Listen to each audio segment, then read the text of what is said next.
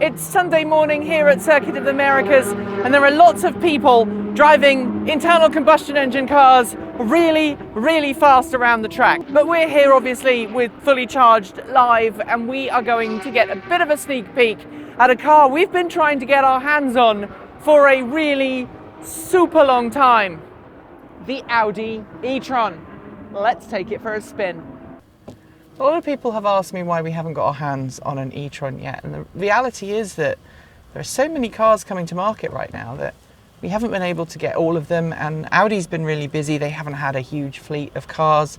We're hoping to get our hands on an e-tron at some point this year to test drive it, but let's talk about some of the specs and some of the pricing that we're going to expect from this car. Starting price is in the low 70s to mid 80s, which is not cheap. This is not a car that you would necessarily classify as an affordable EV, but it's not designed to be. Audi is a premium brand. Underneath the floor, you've got a 95 kilowatt hour battery pack, and you've got Audi's famous Quattro drive system, which has been made electric, of course, because this is an all electric car. One of the advantages that you have of the e-tron is that you can tow with it. And that means that if you've got a caravan, you've got a horse box, or you've got any other vehicle that you need to tow, you can do so with the e-tron.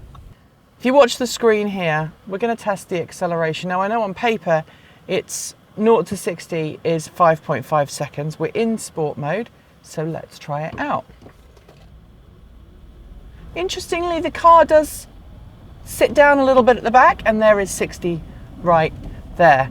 Now, one of the things that Audi has been criticised for with this car is range.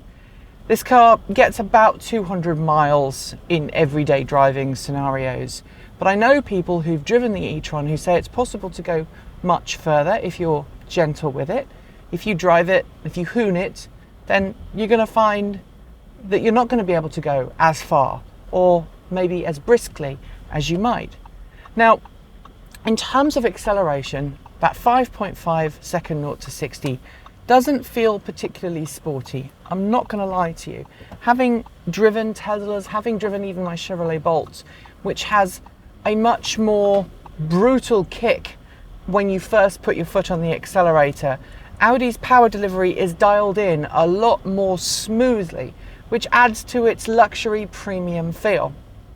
Even though this is only a really short trip and I'm only driving at 40 miles per hour, I can say that there's very minimal noise from outside, so the fit, finish and trim looks just as you'd expect from any Audi. This wonderful driver information display is fully colour and it's fully customizable, and right now I've got a map of the Circuit of the Americas right in front of me, so I know where I am. The infotainment system, everything is within easy reach, which is what you'd expect of this premium price tag that comes with the e-tron. You've also got user adjustable regenerative braking thanks to the paddles on the steering wheel that you can slow down the car and regenerate some extra energy. And when Audi actually launched the e-tron, they made a big thing about this. They took this car to mountainous regions and allowed a lot of my colleagues in the automotive press the chance to test drive this car going down mountain passes to see just how much energy this car could recuperate. The vehicle platform on which this car is based is eventually going to give rise to other Audi electric vehicles, and we've already seen some of them at auto shows. We saw the Sportback last year when we went to the LA Auto Show, and I prefer the Sportback feel to this more boxy SUV, but this type of vehicle is in vogue right now, and I think Audi's done a really good job as its first electric car, coming up with a car that seems to fit its market and its customers very well. It feels just like any other modern Audi that I've been in. It's very sure-footed, there's minimal body roll. This is a really nicely designed car. The only downside, I think, is the price tag. We've got 150 kilowatt capable quick charging, and thanks to the way that Audi manages its battery pack, it saves a large portion of the upper end of the battery that you don't actually use. The benefits to that are that this liquid-cooled battery pack doesn't have any problems with longevity because it's being kept in a very careful and very considered manner, but it also means that you can charge up to 150 kilowatts until the battery pack is almost full. That means your quick charging sessions are actually pretty quick, as opposed to a lot of other cars which quick charge to maybe 40 or 50 or 60%, and then they slow down to mind-blowingly slow, and you're kind of done at that point. I'm coming back to the pits now, so this is pretty much it for our quick drive experience of the e-tron, but I'm hoping to get my hand on one very soon, and of course we'll give you more information on it as and when we have it.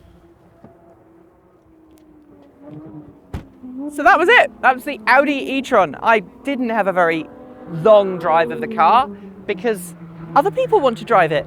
I'd love to take one of these home for a week and put it through its paces. I think it's a real shame that the price is so high for this car, because ultimately I think that's going to stop people from wanting to buy one. If this was priced nearer to the rest of the Audi family, then maybe I think people would consider this as a viable vehicle. Yes, it only has about 200 miles of real-world range, but it's not bad when you consider how well it rides, the finish, fit and trim, and the fact that this is a mainstream vehicle from a mainstream automaker. I know some people watching this will say, yes, but a Tesla can go further, and you're right, a Tesla can go further. But for Audi drivers who like Audi brand, who want to remain loyal, I think this is a great option.